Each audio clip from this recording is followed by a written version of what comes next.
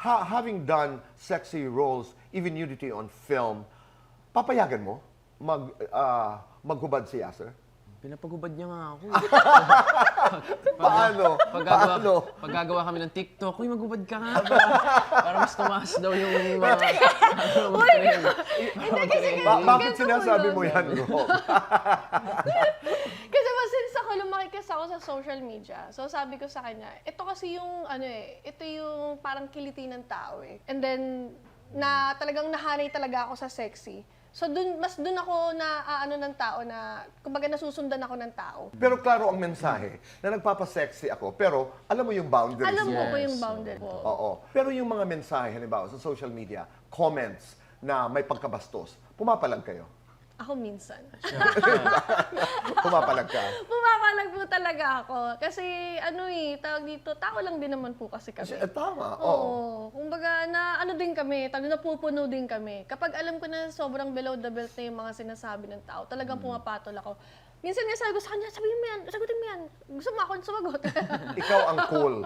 Ako hindi. Para kasing, ayaw ko naman pag-aksayahan yung mga ganung klase. Pero halimbawa, girlfriend mo na ang binabastos. Paano mo ipinagtatanggol si Rob?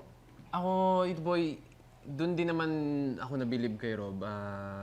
Sobrang strong niya. Saka kaya niya ipagtanggol sa sarili Very niya. independent. Mas malakas pa nga siya sa akin. Kaya hindi ako natatakot na hayaan ko siya o iwanan ko siya sa isang lugar. Kasi alam kong kayang-kaya niya yung sarili niya. Pero ako, lagi ko siyang pinoprotektahan na kung anong pwede kong gawin para makatulong sa kanya dito, boy. Okay. Pero halimbawa, pag nagpo-post ka ng ganyan, ito, halimbawa, Ayan. Naku. anong iniisip nyo doon? Meron ba kayong iniisip?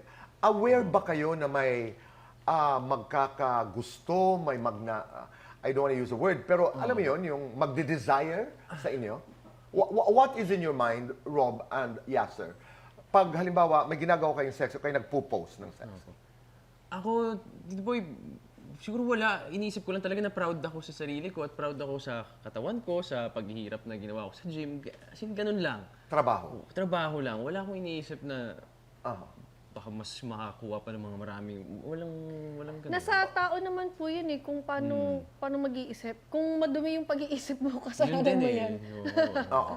At hindi yan nasa inyo. Opo. Doon yun sa taong nakatingin. Taong nakatingin. Tsaka hindi na rin namin kontrolado yung ganung pag-iisip. Ako kasi naniniwala ako doon sa autonomy ng tao doon sa independence ika nga ng tao. At saka dressing or undressing is an expression. Opo. Doon ako kumakatig